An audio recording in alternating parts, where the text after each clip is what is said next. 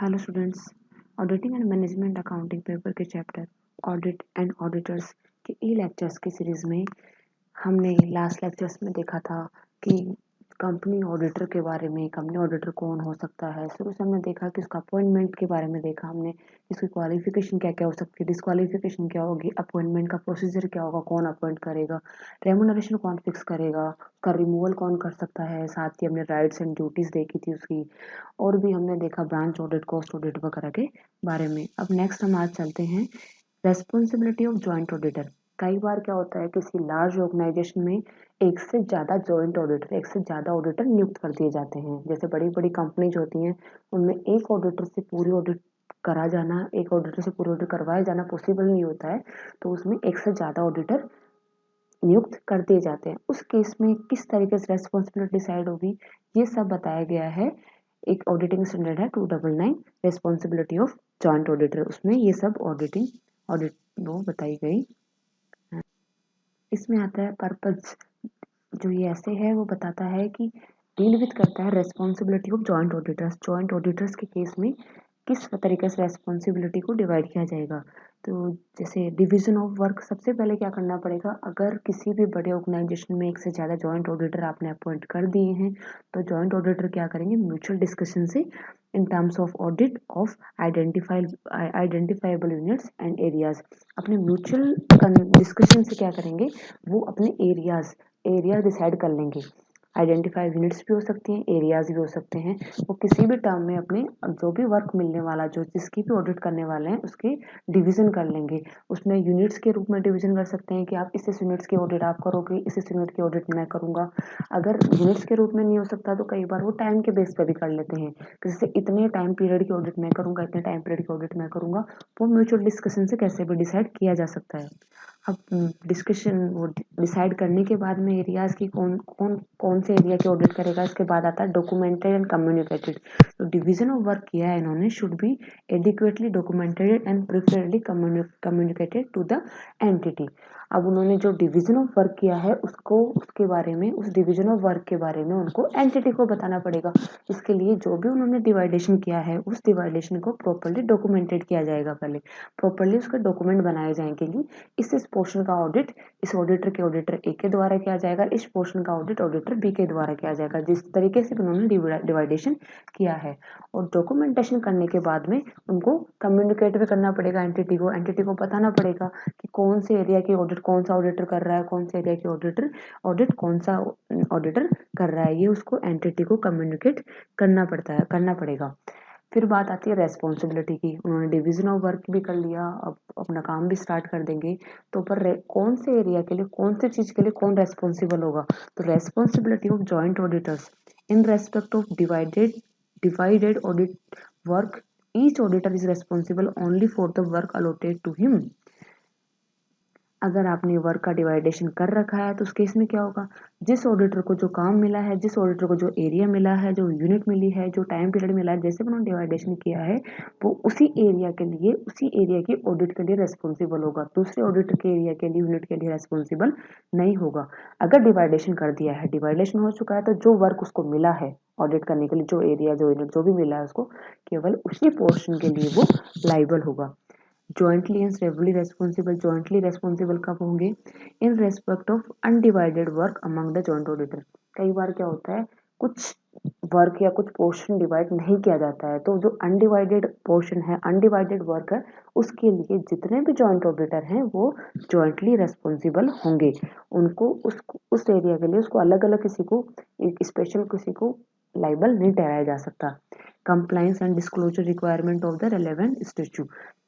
और बात आती है कि जॉइंटली कब रेस्पॉन्सिबल होंगे। वो जॉइंटली रेस्पॉन्सिबल हैं कि जो भी स्टेट, जो भी लॉ कह रहा है, जो भी लॉ की रिक्वायरमेंट है, उन सबको, उन जो भी लॉ की रिक्वायरमेंट है, जो भी उसको, जो भी कंप्लाइंस करनी है, जो भी डिस्क्लोजर करने हैं, उन सब के लिए वो सारे जॉइंटली रेस्पॉन्सिबल होते हैं। जो भी ऑडिट रिपोर्ट में क्या दिखाया जाना है, क्या क्या डिस्क्लोज करना है, कौन कौन से लॉ की कंप्लाइंस करनी है, जैसे अपने को ऑडिट स्टैंडर्ड की पालना करनी है, जो भी प्रोसीजर्स बताए गए उनको फॉलो करना है, उन सब के कंप्लायंस के लिए, और कौन कौन से चीज़ को डिस्क्लोज करना है ऑडिट रिपोर्ट में, क्या करना है, उन सब के लिए वो जॉइंटली रेस्पॉन्सिबल होते हैं।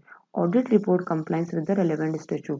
जो भी ऑडिट रिपोर्ट इन सबके द्वारा बनाई जाएगी वो जो भी स्टैच्यू जो भी रेलेवेंट लॉ है उसको कंप्लाई विद करनी जरूरी है। इसके लिए भी जॉइंटली रेस्पॉन्सिबल होते हैं। तो अगर किसी बड़े ऑर्गेनाइजेशन में एक से ज़्यादा जॉइंट ऑडिटर अपॉइंट कर दिए जाते हैं तो उस केस में क्या होगा, सबसे पहले उनको अपना जो भी वर्क है उसको डिवाइडेशन करना पड़ेगा कि कौन सा ऑडिटर कौन से एरिया को लेगा, कौन से एरिया का ऑडिट करेगा। डिवाइडेशन करने के बाद में जो भी डिवाइडेशन किया है उसको प्रॉपर्ली डॉक्यूमेंट किया जाएगा, प्रॉपर्ली उसके डॉक्यूमेंट बनाए जाएंगे। उसके बाद में उसको एंटिटी जो है उसको इंटीमेट कर दिया जाएगा कि हमने इस तरीके से डिवाइडेशन किया है। रेस्पॉन्सिबिलिटी, अगर डिवाइडेशन हो चुका है तो रेस्पॉन्सिबिलिटी उस जो एरिया किसी ऑडिटर को दिया गया है तो उस डिवाइडेड वर्क के लिए ही वो रेस्पॉन्सिबल होगा। और जॉइंटली रेस्पॉन्सिबल कब होगा, वो किसी पोर्शन का अगर उसने डिवाइडेशन नहीं किया उन लोगों ने तो उसके लिए जॉइंट रेस्पॉन्सिबल होंगे। जो भी स्टैच्यू जो भी लॉ कह रहा है उसके जो भी प्रोविजंस हैं उनके कंप्लाइंस के लिए कोई डिस्क्लोजर करना है उन सब के लिए भी जॉइंटली रेस्पॉन्सिबल होंगे। साथ ही जो ऑडिट रिपोर्ट बनाई जाएगी उसमें सारे लॉ का सारे लॉ में जो भी बताया गया जो भी प्रोविजन बताए उन सबको फॉलो करते हुए बनाई जाएगी। इसके लिए भी वो जॉइंटली रेस्पॉन्सिबल होते हैं। अगर प्रतिवेदन के संबंध में देखा जाए, यदि जो जॉइंट ऑडिटर होते हैं वो किसी एक स्वरूप पर सहमत हो जाते हैं, अगर एक चीज के लिए मान जाते हैं कि इस चीज में ये होना चाहिए तब तो कोई दिक्कत है ही नहीं, तब तो कोई समस्या उत्पन्न नहीं होती। लेकिन यदि रिपोर्ट के संबंध में कोई उनका मतभेद है, कोई कॉन्ट्राडिक्शन है, वो नहीं मान रहे इस चीज के लिए कि ये चीज ऐसे आनी चाहिए, कैसे भी कोई मतभेद है, तो उस केस में क्या करेगा, प्रत्येक अंकेक्ष को अपनी पृथक बात करने का अधिकार है। तो वो क्या करेगा, हर ऑडिटर है, अलग अलग ऑडिटर है, ऑडिटर के सबके राइट्स जो भी राइट्स हैं सबके बराबर हैं। तो हर ऑडिटर को अपनी बात करने का अधिकार है पूरा पूरा। एक इसमें कोई बड़ा कोई मेन ऑडिटर नहीं होता है, सारे जॉइंट ऑडिटर हैं, सारे सबको बराबर माना गया है तो उनके राइट्स भी बराबर होंगे। तो उस केस में क्या होगा, हर ऑडिटर को अपनी बात कहने का पूरा अधिकार है। तो उस केस में क्या होगा, वह मुख्य रिपोर्ट के साथ अपनी पूरक रिपोर्ट लगाकर अपनी बात कह सकता है। वास्तव में अंकेक्ष का कर्तव्य है कि अपनी राय अवश्य प्रकट करे। तो जब हम ऑडिट रिपोर्ट की बात करते हैं तो उसमें केस सिचुएशन आ सकती है कोई ऐसी कि जहाँ पे किसी बात के ऊपर उनकी राय नहीं बन पा रही, जॉइंट ऑडिटर्स की वो एक बात के लिए सहमत नहीं हो पा रहे हैं। उस केस में क्या होगा, अब ऑडिटर्स को सबको राइट्स समान समान मिले हुए हैं तो सभी ऑडिटर को अपनी राय प्रकट करने का पूरा अधिकार है। उस केस में जिस बात पे सहमति नहीं बन पा रही है, जो ऑडिटर है वो अपनी राय देना चाहता है, वो क्या करेगा, अपनी पूरक रिपोर्ट सप्लीमेंट्री ऑडिट रिपोर्ट बनाएगा, पूरक ऑडिट रिपोर्ट बनाएगा और जो मेन ऑडिट रिपोर्ट है उसके साथ में वो अटैच करके भेजेगा। क्योंकि सबको राय प्रकट करने का अधिकार है तो सप्लीमेंट्री ऑडिट रिपोर्ट जाएगी और मेन रिपोर्ट दोनों को सभी शेयर होल्डर के पास सर्कुलेट भी किया जाता है एंटिटी के द्वारा। अब ये तो बात हो गई जॉइंट ऑडिटर की। अब हम नेक्स्ट देखते हैं कि कई बार सिचुएशन में क्या होता है कि ऑडिटर को अदर ऑडिटर के काम को भी यूज करना पड़ता है। तो उस केस में वो क्या कितने लेवल तक उस पर विश्वास कर सकता है। अदर ऑडिटर हो गया कि जैसे मान लीजिए कोई प्रिंसिपल ऑडिटर है तो ब्रांच ऑडिटर के काम को भी देख रहा है, मतलब उसके भी काम को यूज कर रहा है। किसी कंपनी की कोई सब्सिडरी कंपनी है तो उसके भी ऑडिटर का जो ऑडिट करी है उसके भी काम को यूज कर सकता है। उस केस में क्या होगा, using the work of another auditor. तो जो ऐसे 600 बताया गया ऑडिटिंग स्टैंडर्ड 600 वो बताता है कि अनदर ऑडिटर का अगर वर्क यूज किया जाता है तो उस केस में क्या होगा।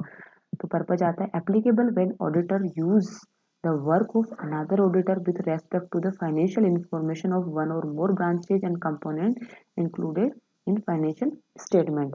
जो फाइनेंशियल स्टेटमेंट में अगर जैसे किसी ब्रांचेज हैं, अलग कंपोनेंट है तो उनकी जो हमने ऑडिट करवाई है दूसरे ऑडिटर से, अगर उसके काम को principal auditor main auditor use करता है तो उस केस में क्या होगा, ये बताता है ये standard auditing standard. The principal auditor can rely unless there are special cases. जो प्रिंसिपल ऑडिटर होगा मेन ऑडिटर होगा वो क्या करेगा, उन दूसरे ऑडिटर्स के काम पे विश्वास कर सकता है जब तक कि कोई विशेष परिस्थितियां ना हो। विशेष परिस्थितियों को छोड़कर नॉर्मल अगर सिचुएशन है नॉर्मल केसेस में वो उस पर रिले विश्वास कर सकता है।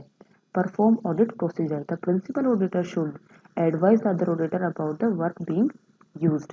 तो क्या होगा, जो प्रिंसिपल ऑडिटर है वो अदर ऑडिटर को एडवाइस भी कर सकता है, जो उसको काम जो उसके द्वारा जो जो भी उस काम दूसरे ऑडिटर का जो भी काम वो यूज कर रहा है उसके बारे में वो एडवाइस भी कर सकता है, ये आपको इसमें ये चीज करनी चाहिए।